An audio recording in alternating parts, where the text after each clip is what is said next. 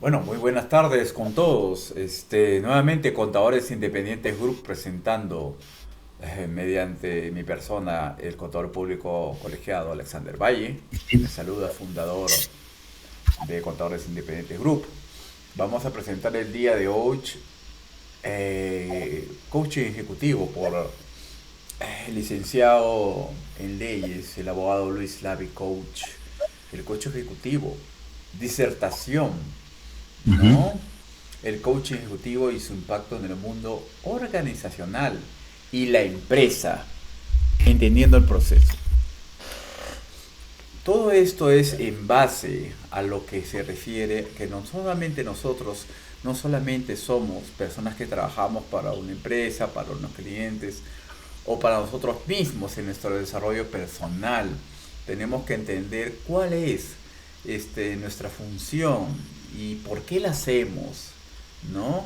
Y todo nuestro esfuerzo va a ir en beneficio primero a nosotros mismos, en nuestro conocimiento de nuestras fortalezas, oportunidades, y también conociendo nuestras desventajas y amenazas, el FODA, como dicen, ¿no? Hay que saber muy bien cómo nosotros, ¿no? Podemos dar, anticipar a la empresa. Entonces tenemos a Luis Muchas Lavi. gracias, Adelante, por Alex. favor. Primero que nada, agradecerte por esta enorme oportunidad de poder compartir con nuestro público, con nuestros amigos, Ujú. un poco de qué viene el coaching ejecutivo, ¿no? Y vamos a hacer un breve repaso por diferentes conceptos que debemos, digamos, entender y conocer para podernos ubicar bien en yo diría, no solo fascinante mundo del coaching, sino sobre todo de las oportunidades que nos ofrece, ¿sí? Así es. Eh, Así es que nuevamente agradecerte a ti, a todos los gentiles asistentes Es, y es mi eso, honor. muchas gracias por la oportunidad, espero que no sea la última y Claro yo que no, siempre claro que no. presto a colaborar con este proyecto que es poderle dar a toda nuestra comunidad de profesionales, abogados, contadores y demás, una visión de alternativa que muchas veces no podemos ver por una serie de factores como pueden ser nuestras creencias o las circunstancias que nos rodean y que nos hacen pensar que no hay posibilidades. Ujú. Y el coaching lo que hace es abrir posibilidades. Así es. Claro. Entonces, bueno, ya continuando con eso, yo quería decirles que el tema de coaching, los procesos del coaching, es aquel acompañamiento que hace una persona llamada coach a otra persona llamada coachee o cliente. En este Coaching. caso, no estamos hablando de motivación, no estamos hablando de dar consejos. El coach lo que hace es un acompañamiento al coachee para que él descubra, a partir de toda una metodología que tenemos, cuáles son sus posibilidades, ¿sí? Y cuáles son esas posibilidades para llegar a un destino, a una meta, a un propósito o a afianzar esa construcción de visión que nosotros tenemos. Dicho eso, si me permites hacer la presentación, ¿Cómo no? Alex, voy a compartir acá un material que he preparado para ustedes y por favor tú me confirmas si ya lo pueden visualizar. Sí, ya se está viendo ya. Sí, Sí, sí se ya ve. cargó, terminé de cargar. Sí, terminó de cargar. Sí se ve, Lucho. Sí se ve. Muy bien. Entonces, Gracias. el coaching ejecutivo, primero ya que hemos hablado de manera muy general de lo que es coaching, el coaching ejecutivo viene a ser una parte del coaching en general, pero que se centra en el mundo de la organización. ¿Sí? Puede ser una organización pública, una organización privada, pero al fin y al cabo una organización. Entonces acá lo que buscamos en el coaching ejecutivo es hacer que ese personal de mando que pueda tener la organización pueda desarrollar determinadas competencias que su organización así lo requiere. Y las competencias no es sino un conjunto de conductas o comportamientos asociadas a esa competencia, como vamos a ver más adelante. Entonces, ¿y para qué nosotros queremos desarrollar determinadas competencias en nuestro personal directivo o de mando? Es porque eso va acompañado a los grandes propósitos que nosotros tenemos en la organización, que están subsumidos en lo que es la visión, misión y valores de la empresa. ¿Ya? Entonces, en esta ocasión, yo voy a hacer un desarrollo general de este concepto, ¿correcto? Y vamos al final a ir entrando más a fondo sobre cuál es la propuesta que nosotros tenemos en el coaching ejecutivo, porque si bien he dicho que se trata de desarrollar competencias, el tema va mucho más allá. Entonces, primero, para nosotros, antes de hablar de coaching ejecutivo, tenemos que hablar de la organización, y lo más importante es hablar sobre la cultura organizacional. La cultura organizacional no es otra cosa que el software que acompaña a nuestra organización. El hardware de nuestra organización vienen a ser nuestras instalaciones, nuestros bienes muebles e inmuebles, todos esos tangibles que nos rodean y que constituyen, si se quiere, el patrimonio de la organización. Pero la cultura organizacional es algo que va más allá de eso. En primer lugar, es un intangible. ¿Por qué? Porque acá estamos hablando de valores, creencias, prácticas y comportamientos compartidos por la organización, y que la organización pretende de todos sus colaboradores, y nosotros, al ser parte de la organización como colaboradores, hacemos nuestros. Ahora, puede haber una cultura organizacional, llamémosla así, formal, donde los principios de actuación dados por la organización están claramente estipulados y definidos, y puede haber una cultura, ojo con esto, informal, donde nosotros no estemos debidamente alineados con esos principios de actuación, o por último, no creamos en ellos. Y se va generando una cultura, si se quiere, informal y paralela, que entra en contradicción con esa cultura formal, pero que puede terminar imponiéndose. Y de ahí es que los objetivos de la organización encuentran una serie de dificultades en su realización, ¿sí? Entonces, así es. ¿Qué es la cultura? Pues ese conjunto de valores, creencias, hábitos y comportamientos formales e informales que pueden estar alineados o que pueden no. Y cuando es no, surge la incoherencia. En la cultura organizacional, como dije, es el software de la organización. ¿Por qué? Porque al final va a terminar definiendo lo que nosotros podamos llamar el mindset o la mentalidad de la organización, ¿sí?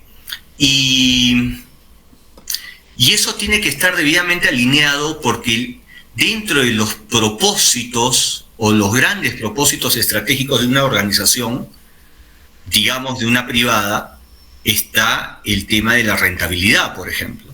Claro. Y en el caso de una organización pública está la del servicio, ¿sí? Entonces, rentabilidad y servicio. Pero hay algo todavía más importante, diría yo, y es la sostenibilidad y la competitividad en el tiempo. Porque cuando nosotros tenemos un emprendimiento o estamos dentro de una empresa, lo que esa empresa quiere, si tiene una buena construcción de su visión, es durar no menos de 1000 años. Obviamente estoy exagerando, pero pueden haber, y de hecho hay instituciones que han durado más de 1000 años, ¿sí? Hoy por hoy. No estoy hablando necesariamente de la empresa en su sentido o concepción más estricta, pero nosotros debemos propender a eso.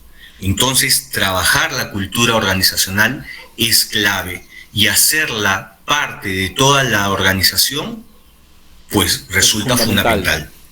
Entonces, ¿cuáles son esos componentes de la organización? Voy a ir un poco rápido porque, como les digo, esto es una gran introducción y no quisiera que el tiempo me gane, pero lo primero es que tenemos la visión, ¿no? Y la visión es una declaración de hacia dónde nosotros queremos ir. Si nosotros no tenemos una idea clara de hacia dónde vamos, todo lo que hagamos son disparos que no tienen fuerza ni nos llevan a ningún lugar. Ahora, yo quiero decirte, Alex, y a todo el público que está acá, que muchas veces todos nosotros ya sabemos y hemos escuchado 1.000.000 de veces estos conceptos de visión, misión y valores. Pero ¿cuántas veces nosotros, como digamos parte de la gran dirección de la organización, nos preocupamos por primero hacerlos, sociabilizarlos debidamente dentro de la organización y que sean entendidos y adquiridos por todo el conjunto de personas que conforman dicha organización? ¿Y cuántas veces nosotros revisamos si eso está bien construido y no es una mera declaración para decir que tenemos una visión, misión y valores? ¿Por qué? Y digo esto ¿por qué?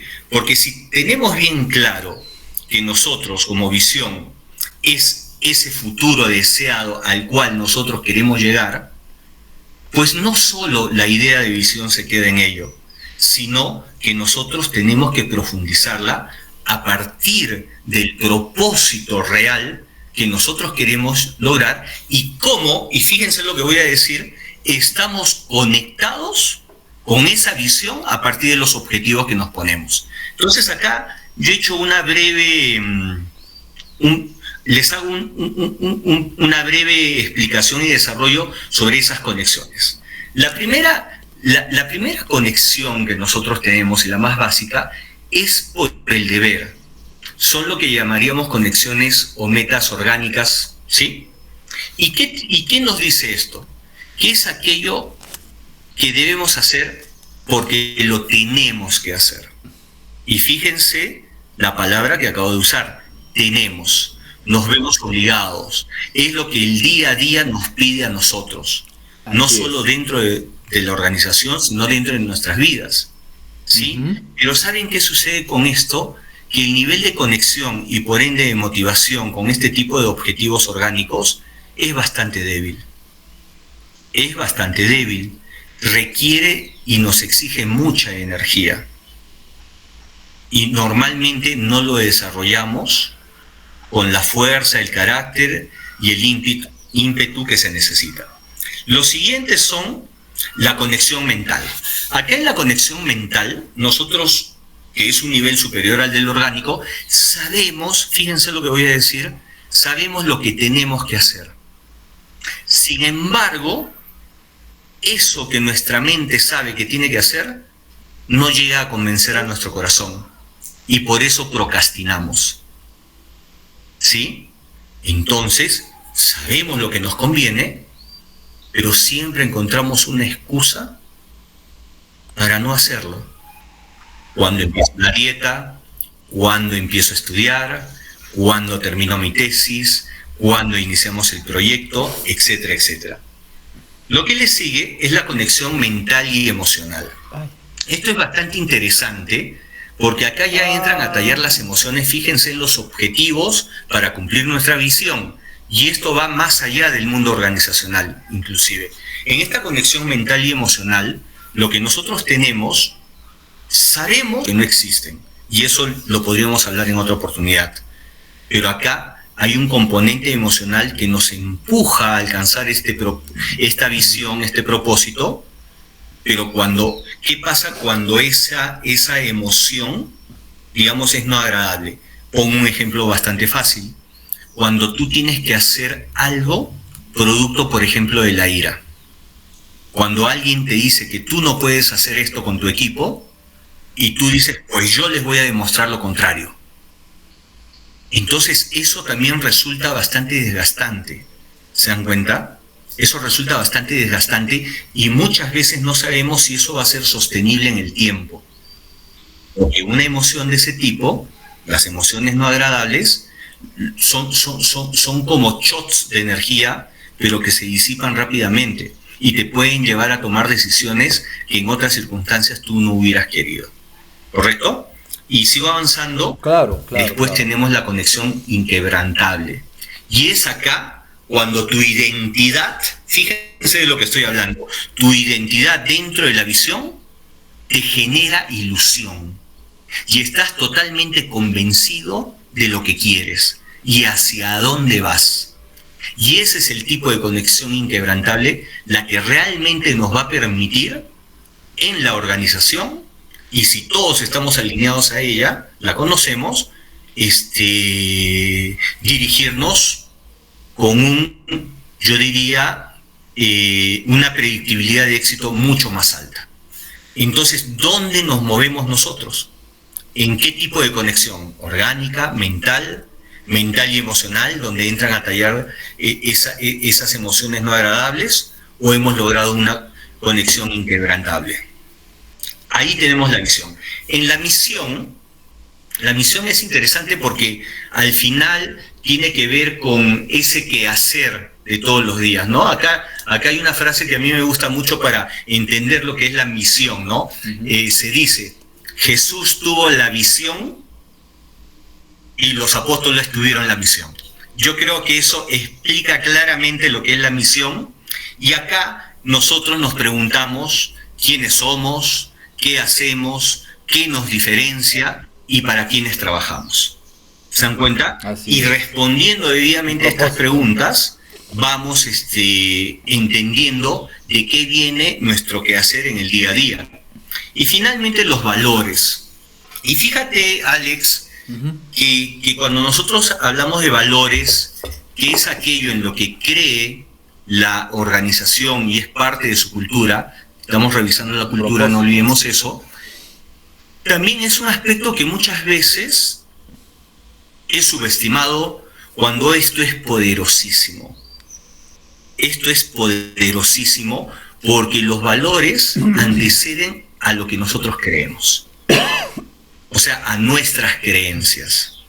Cuando nosotros tenemos claramente identificados cuáles son nuestros valores, nuestras creencias se fortalecen. Ese es parte del proceso cognitivo que tenemos todas las personas y que también se puede extrapolar a las organizaciones. Entonces, los valores, primero, nos pueden dar, por ejemplo, unas variables de predictibilidad. ¿Y qué significa esto de la predictibilidad? Lo explico rápidamente. Cuando hablamos del azar, hay un azar azaroso, es decir, aquello sobre lo cual nosotros no tenemos un poder, ¿sí? No tenemos cómo manejarlo. Surge una fuerza exterior y mayor a nosotros que no nos permite elegir. Un ejemplo claro fue lo del COVID. Un ejemplo claro puede ser alguna situación catastrófica natural o un cambio político abrupto. ¿Sí? Claro, catástrofe, algo contingente. Exactamente, ¿no? Y ahí podríamos hablar de los entornos Buca y Bani, que seguramente muchos de ustedes han escuchado, sí, si no la mayoría. Sí. Entonces, ¿pero qué sucede? Que hay un factor de predictibilidad a partir de los valores, cuando nosotros lo tenemos debidamente identificados dentro de nuestra organización y nos sirven como un ancla, si se quiere, moral, de cómo debemos actuar. Y eso nos da predictibilidad. ¿Por qué? Porque al estar debidamente identificado, las acciones que nosotros hagamos a partir de lo que sí podemos controlar van a estar alineadas a esos valores que nosotros reconocemos dentro de la organización. Y eso va a permitir a la vez que nosotros podamos desarrollar el talento en la organización. Y el talento no es otra cosa que los valores puestos en acción. Solo este tema nos convocaría a una serie de charlas, mi querido Alex, en el futuro. ¿Ya? Tenemos bastante material por avanzar. ¿Y por qué la importancia de la confianza? la confianza como parte de los valores de la organización, porque la confianza es uno de esos pocos valores que son binarios dentro de nuestro desarrollo. O sea, es 1 y 0. ¿Y por qué digo eso? Porque tú no puedes confiar a medias, porque tú no puedes decir que confías al 90%. Imposible. O tú confías o no confías. Y eso es lo que y ese debe ser un valor importantísimo dentro de la organización, porque el valor es lo que nos va a permitir, por ejemplo, hacer que hagamos nuestra misión y cumplamos nuestra visión. Y la confianza nos lleva al compromiso. Y ese compromiso nos lleva a crear cosas para decantar en el lograr que nosotros queremos. Los resultados positivos. Acá yo puse la cultura del esfuerzo porque, por ejemplo, se nos dice hoy por hoy dentro de la organización que nosotros debemos buscar resultados, resultados y resultados.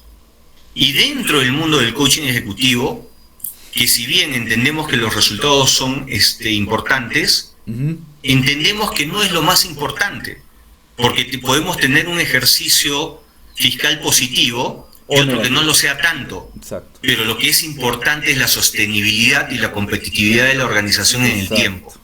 ¿Correcto? Exacto. Entonces, la cultura del esfuerzo nos lleva, por ejemplo, al famoso mito de Sísifo. Si ustedes se acuerdan, Sísifo era este personaje que tenía que cargar una enorme roca desde el valle hasta la punta de una cumbre, ¿sí? Y justo cuando estaba a punto de llegar, retrocedía y volvía a empezar en un ir y devenir eterno. Entonces, en la cultura del esfuerzo, no es un valor final, sino es un valor instrumental. Y es otro de los aspectos que el coaching ejecutivo nos ayuda a entender dentro de la organización, ¿sí? Para lograr más que la rentabilidad, la sostenibilidad. Porque siendo sostenibles significa que somos competitivos. Y siendo competitivos, lo más probable es que seamos rentables. Así es. La mayor de las veces. ¿Sí? Duramos en el Entonces, tiempo. la cultura del esfuerzo lo que nos lleva es a... Y fíjate, ya vamos a ir entrando en el desarrollo del coaching ejecutivo. La cultura del esfuerzo lo que nos lleva es a esforzarnos hasta agotarnos. Y ese, creo, no es el gran objetivo como líderes que nosotros somos dentro de la organización. O sea, entender eso, que no podemos esforzar hasta agotarnos, porque lo que vamos a hacer es ir contra el recurso. No me gusta decir recurso, me corrijo, contra la parte más importante de la organización, que es la persona. Capital humano. O el capital humano. Capital humano, definitivamente. Entonces, acá tenemos esta representación de la cultura organizacional, donde ya nosotros interferencia, Luchito. Interferencia. Las metas. Y fíjense, todo esto es lo del iceberg, lo que se ve. Pero lo más interesante es lo que está oculto a la vista, como son los valores reales, las creencias, fíjense que hemos hablado de eso, actitudes, las relaciones que se generan dentro de la organización, las emociones, normas grupales, etcétera, etcétera. El famoso clima laboral, ¿no? Entonces, mira, hemos llegado y ya vamos aterrizando más a nuestro coaching ejecutivo, porque después de este rápido vistazo de la cultura organizacional, entramos a esto que a mí me parece tal vez lo más importante, Alex, y querida audiencia. Pirámide invertida. La pirámide invertida de las competencias emocionales. ¿Por qué? Porque si hemos dicho que la cultura organizacional se sostiene en 3 pilares como son la visión, la misión y los valores, la piedra angular de todo esto son las competencias emocionales. La piedra angular de la cultura. Pero ¿qué sucede? Que nosotros, y fíjense esto porque lo vamos a ver casi al final, nosotros dentro de la organización, y que también es parte del coaching ejecutivo, siempre desarrollamos las competencias emocionales ejecutivas. ¿Quién de nosotros no ha llevado cursos sobre trabajo en equipo, negociación, asertividad, escucha activa? ¿Correcto? Todos lo hemos hecho. Todos hemos de una u otra manera, hemos hecho esto u otros negocios, otras competencias, perdón, desarrollo de competencias emocionales. Y las competencias no son otra cosa que herramientas, son cosas que nos permiten lograr algo, pero siempre nos movemos en esta etapa. Raramente bajamos a lo que es las competencias básicas, que son, por ejemplo, el desarrollo de la empatía, la creatividad, la flexibilidad. A mí me gusta hablar mucho de la flexibilidad porque creo que es un superpoder, porque la flexibilidad nos permite adecuarnos a las diferentes circunstancias que se nos presenten y no volvernos víctimas de las mismas, es decir, de las circunstancias. Entonces, pero se han dado cuenta que nosotros siempre tenemos posturas rígidas frente a aquello que no nos gusta. Entonces, poco se trabaja este aspecto y menos se trabaja lo que son las competencias emocionales subyacentes, que ya son la raíz de cada uno de nosotros. ¿Por qué? Porque acá entramos al tema del autoconocimiento, al manejo del autodominio, la autoestima, la percepción de los otros. El concepto de otro es otro tema que podemos trabajar largamente. Entonces, en la medida en que nosotros solo nos quedamos en el desarrollo de estas competencias emocionales ejecutivas, que son parte del coaching ejecutivo, dejamos de lado todo esto. Y la propuesta es que deberíamos hacer un esfuerzo a partir de, por ejemplo, acá podríamos en las básicas también hablar de autoconciencia, de darnos cuenta al nivel directivo dentro de las organizaciones, que si nosotros logramos esto, vamos a provocar, si logramos desarrollar las competencias emocionales subyacentes, estas van a influir hacia arriba. Entonces, una persona o un ejecutivo que, por ejemplo, tiene bien desarrollada la competencia del autodominio, obviamente le va a ser mucho más fácil, por ejemplo, el trabajo en equipo o generar su estrés. Pero definitivamente, alguien que lleve, por ejemplo, el desarrollo del trabajo en equipo, raramente va a poder desarrollar el autodominio, porque esto va de abajo hacia arriba, pero no de arriba hacia abajo.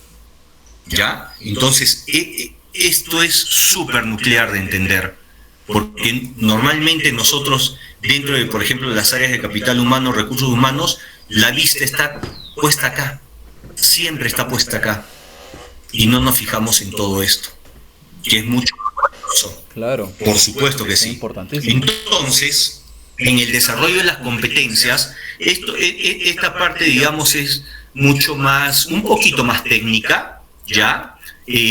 Nosotros vamos desarrollando las competencias porque eso nos van a dar herramientas, ¿ya? Nos van a dar herramientas. Y entonces, volviendo ya a lo que es el coaching ejecutivo, nosotros, dentro de la organización, detectamos a personal ejecutivo que dos cosas: o necesitamos que desarrolle una competencia, ¿sí? O necesitamos que corrija una competencia. Entonces, a partir de una serie de evaluaciones que se dan dentro de la organización, se van detectando esos aspectos que nosotros necesitamos que el ejecutivo desarrolle. Y ahí es donde entra a tallar el coaching ejecutivo, a partir de toda una metodología que nos va a permitir desarrollar muchas cosas. Nosotros manejamos una serie de herramientas como puede ser, por ejemplo, la ventana de Johari. La ventana de Johari, tal vez ustedes ya han escuchado de ella, pero está compuesta por 4 cuadrantes: lo que es conocido por mí y lo que es desconocido por mí. Pero fíjense, en este eje está también lo que es conocido por los demás y lo desconocido por los demás. Entonces, cuando yo tengo algo que es conocido por mí y por los demás, estamos hablando de una zona abierta. Cuando yo tengo algo conocido por los demás, pero desconocido por mí, es una zona ciega. Es aquello que no sabemos de nosotros mismos, pero los demás sí ven. Cuando nosotros vemos un lado conocido por mí, pero desconocido por los demás, estamos hablando de una zona oculta. Ocultos. ¿Sí? Exacto. Entonces, nosotros conocemos. Eso que yo sé que soy o quién soy, pero los demás no. Y finalmente, y la oportunidad de desarrollo, ¿sí?, por excelencia se da en la zona desconocida, porque es algo desconocido por mí, que yo no sé que tengo, y también es desconocido por los demás. Exacto, por mí y por Entonces, a partir de estos ejercicios, la idea es que la ventana, la primera, que es la abierta, nosotros podamos ampliarla al máximo posible. Lo que nos va a permitir, ¿te acuerdas que hablábamos del autoconocimiento? Primero, sí, claro, conocernos más. ¿Por qué? Porque vamos a entrar al terreno que era desconocido por mí. Es decir, yo pensaba que dentro de la organización tenía una conducta, digamos, la mejor de todas, y sin embargo me voy dando cuenta que no era tanto como yo pensaba, que los otros pueden tener una percepción diferente. Y a partir de la retroalimentación, yo voy creciendo en esa zona ciega, haciéndola más pequeña, a partir de mi zona abierta. En la zona oculta, la revelación. Quiere decir que los demás empiezan a entender mis motivaciones o a entender las razones de por qué actúo como actúo. Y la zona desconocida, que es la gran zona de la oportunidad, es la que nos permite descubrirnos y ser descubiertos. Por ejemplo, esta es una herramienta. Otra que es por excelencia, que nosotros nos apoyamos mucho en el coaching ejecutivo, es la evaluación de 360 grados, ¿no? Que es la evaluación que es no solamente hecha por el evaluado, y no solo por su jefe inmediato, sino por sus colegas, sus subordinados de tenerlos y sus propios clientes. Entonces esto nos da una mirada mucho más integral de cuáles son esas competencias que a su vez están compuestas por una serie de conductas que estamos cumpliendo o no de acuerdo a los cánones que exige la organización. Y es a partir de esta evaluación donde identificamos esas oportunidades de mejora que necesita el ejecutivo, ¿sí?, que necesita el ejecutivo desarrollar a partir del requerimiento de la organización. Esto quiere decir que en el coaching ejecutivo es la organización la que nos llama y nos dice: necesito o deseo que trabajes con este ejecutivo tales temas. Y es ahí donde nosotros vamos abordando la competencia. Por ejemplo, acá he traído un pequeño ejemplo, ¿no? Una competencia a evaluar, por ejemplo, podemos ver acá el tema de la comunicación. Entonces, estas son las conductas que ha construido la organización a partir de la competencia llamada comunicación, para que, de ser debidamente desarrollada, nuestro ejecutivo podamos decir que la tiene incorporada, ¿no? Voy a leer algunas solamente. Comparte información de manera efectiva y asertiva, se comunica de manera escrita con claridad, inspira, motiva y guía al equipo para el logro de las metas. Entonces, imagínate un ejecutivo que, por ejemplo, se maneje en estos cuadrantes de deficiente y regular. Al final, la competencia, a partir de estas conductas, va a tener un puntaje, y nosotros, en el desarrollo general de competencias, o la organización, ve si esta es una competencia que tiene un bajo rendimiento. Y como te dije, opera ahí una oportunidad de mejora, ¿ya? Tenemos este desarrollo del DICS. El DICS habla sobre un poco esas tendencias que puede tener un ejecutivo a, por ejemplo, ser o dominante, influyente, concienzudo o estable dentro de las decisiones y el quehacer diario que hace el ejecutivo. ¿Se dan cuenta?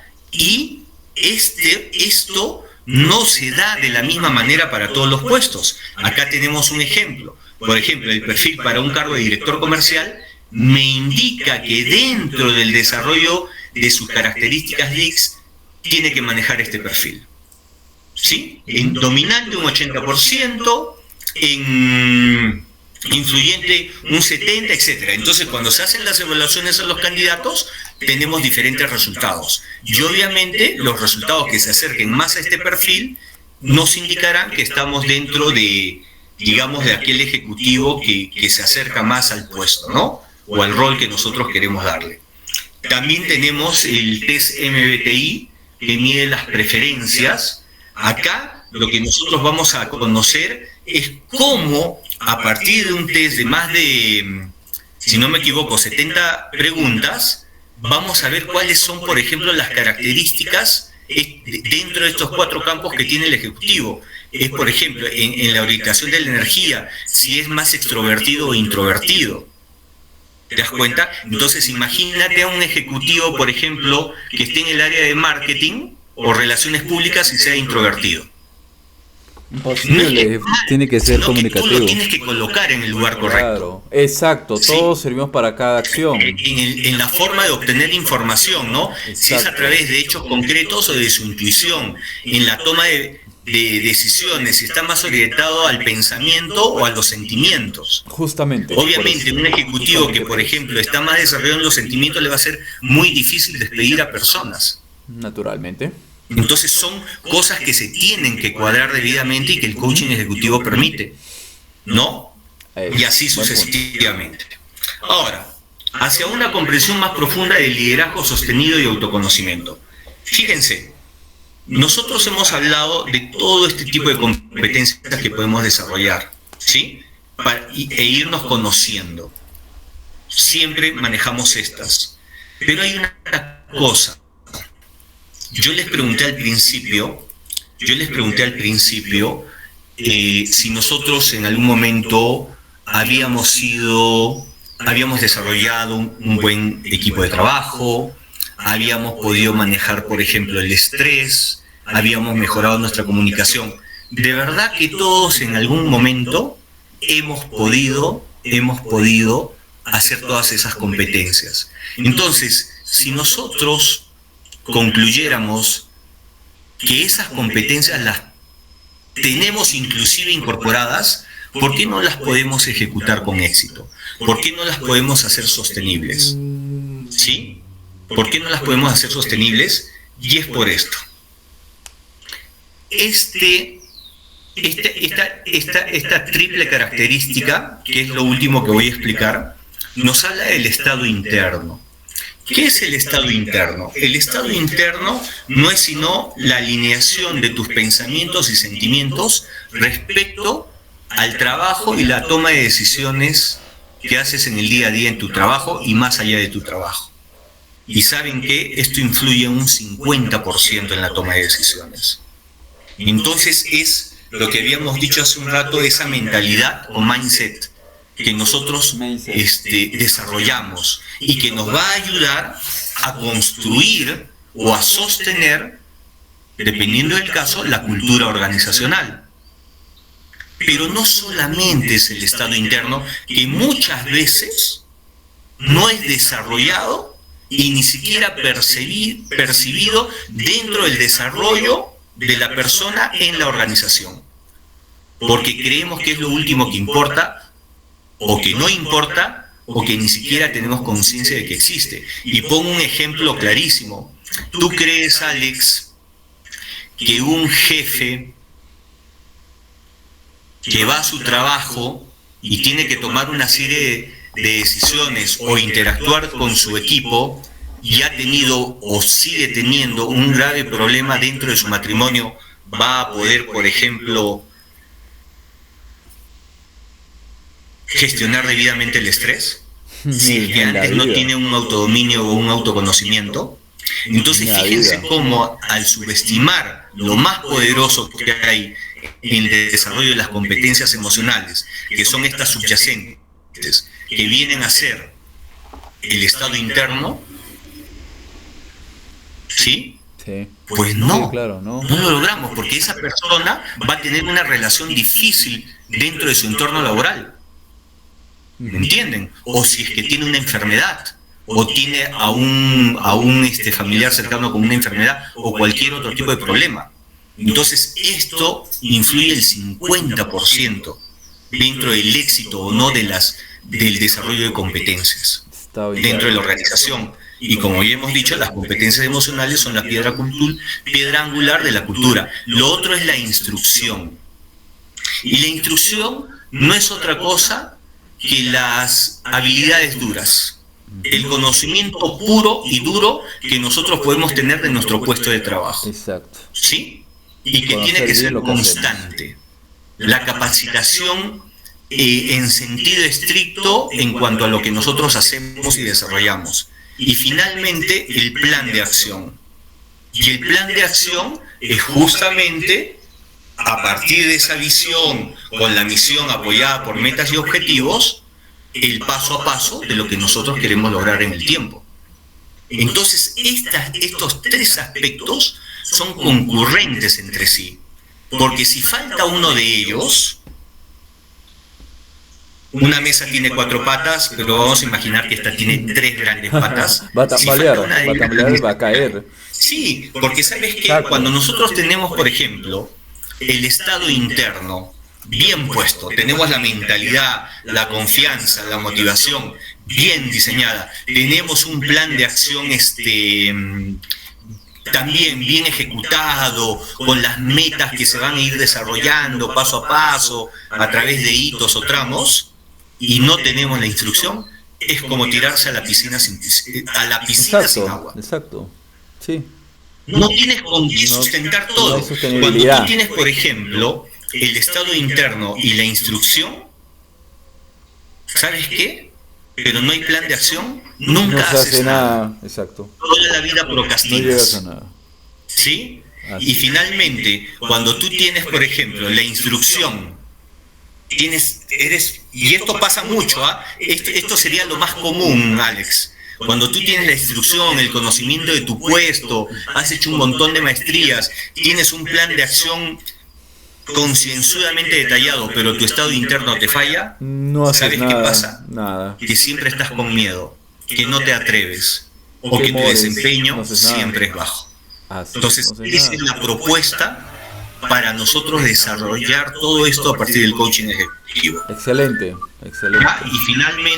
Y finalmente, Alex, acá hay un escritor famoso, no sé si lo reconozcan, se llama Goethe.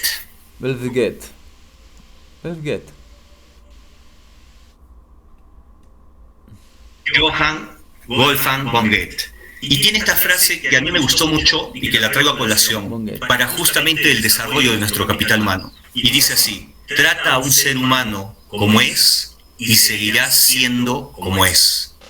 Pero trátalo como puede llegar a ser y será lo que está llamado a ser. Exacto. Y ese es nuestro trabajo como líderes. Coaching. Nada más que eso, Alex, aquí estoy. Ha sido un breve repaso de lo que viene el coaching ejecutivo y espero que les haya gustado, les haya servido, ¿sí? Y no sé, claro, excelente, presto para alguna pregunta que pueda haber. A ver, justamente, sí, quiero acá al público presente, si tienen alguna consulta, hacerle al abogado Luis Lavi. A ver, vamos a ver qué consulta tienen. Levanten la mano para poder hacer su consulta, porque es una exposición muy interesante, muy interesante. ¿Alguno? ¿Nadie? Oh, bueno. Entonces yo haré las preguntas. Yo haré la pregunta. Bueno, en lo que se estaba hablando, mi estimado Luis, es muy interesante el tema de conocerse a uno mismo, ¿no? El tema de conocerse a uno mismo para poder saber cuáles son sus fortalezas, qué es lo que puede llegar a ser, y para el servicio de sí mismo y también de la empresa a la cual uno trabaja, o los clientes con los que uno va a trabajar. Justamente yo conocí prácticamente a un gerente de una empresa transnacional que, él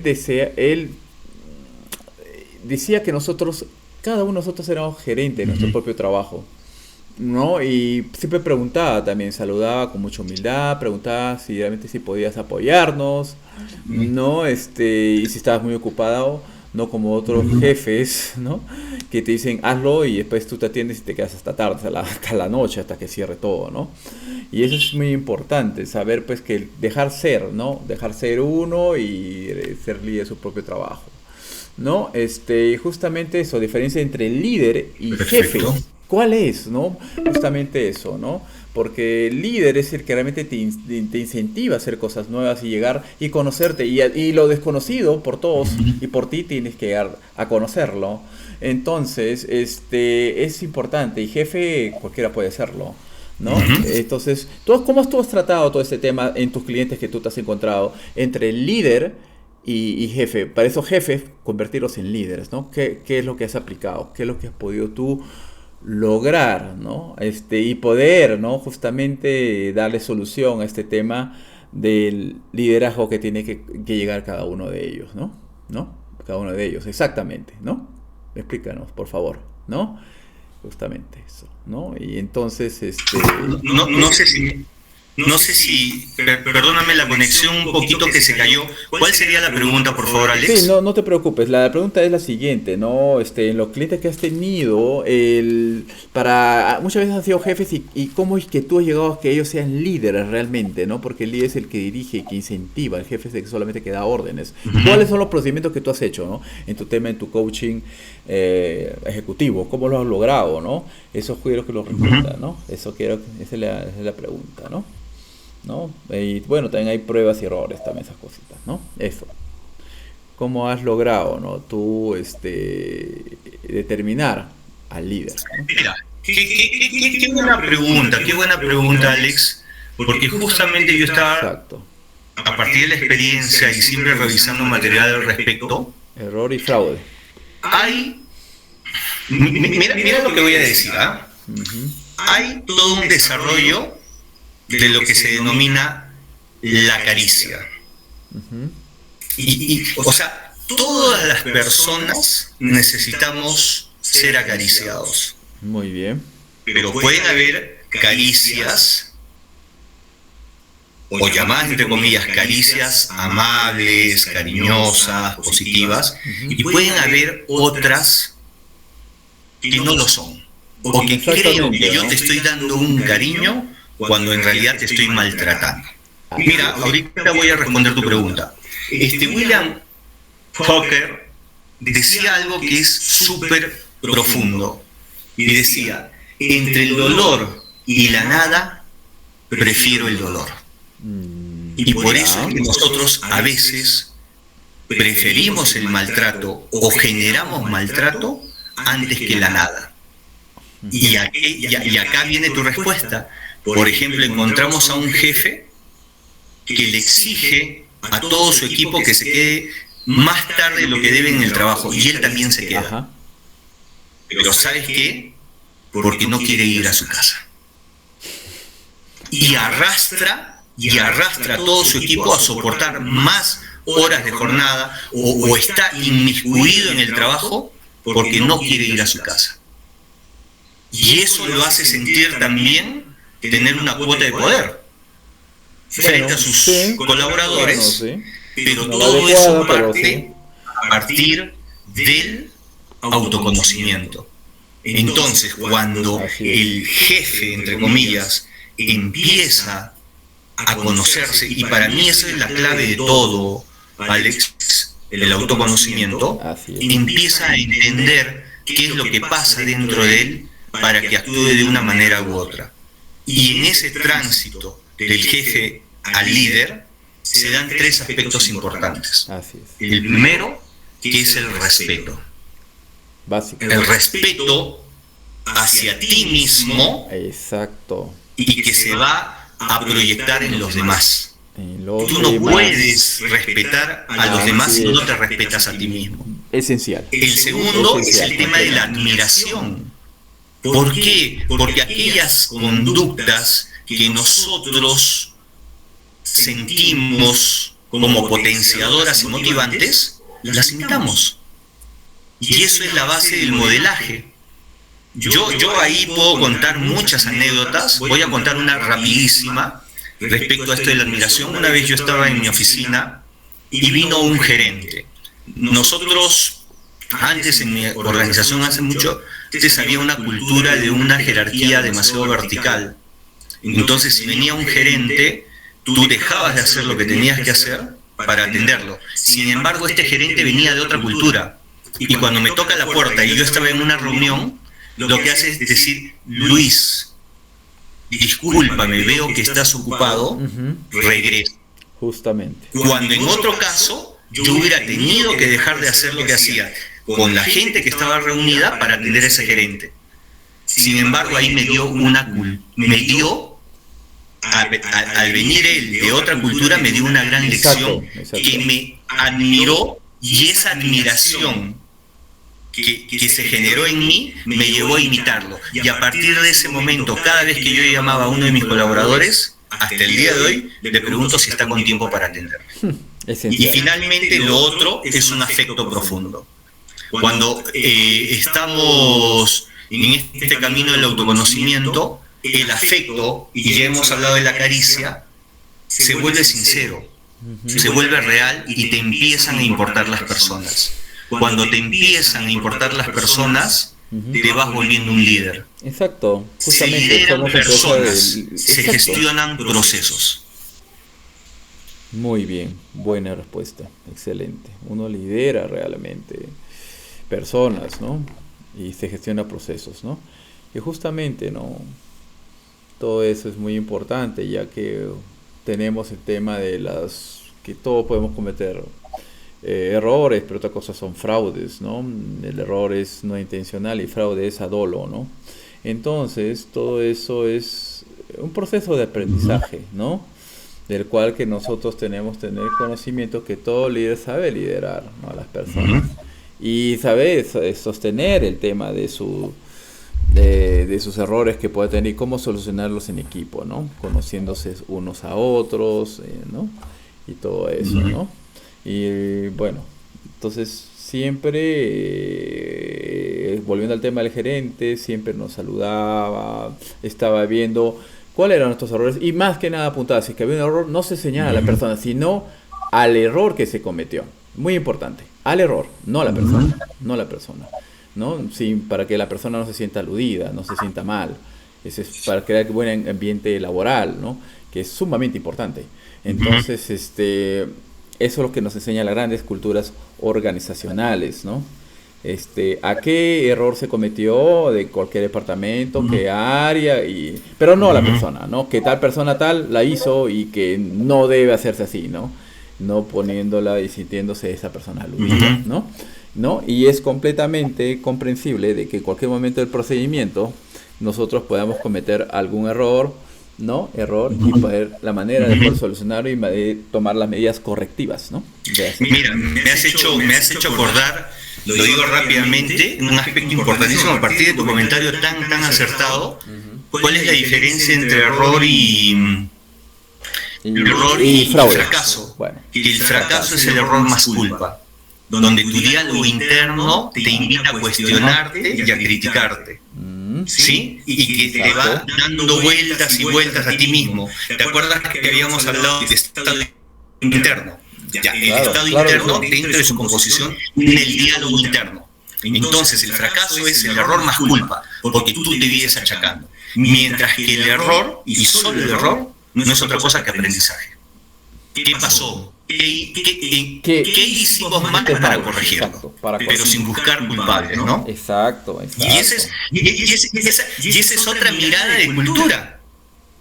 Mira, uno de los grandes atentados contra la innovación, tanto que se habla de innovación, es por ejemplo la no aceptación del error. Exactamente, te niegas a ti mismo y no te superas y no corriges los errores. Entonces ahí está pasando la innovación, por ejemplo. Sí. Entonces, si tú quieres fomentar la innovación, tienes que saber que vas a tener que cometer 1.000.000 de errores, como naturalmente, por ejemplo. Naturalmente. El que no se equivoca no aprende, así de sencillo.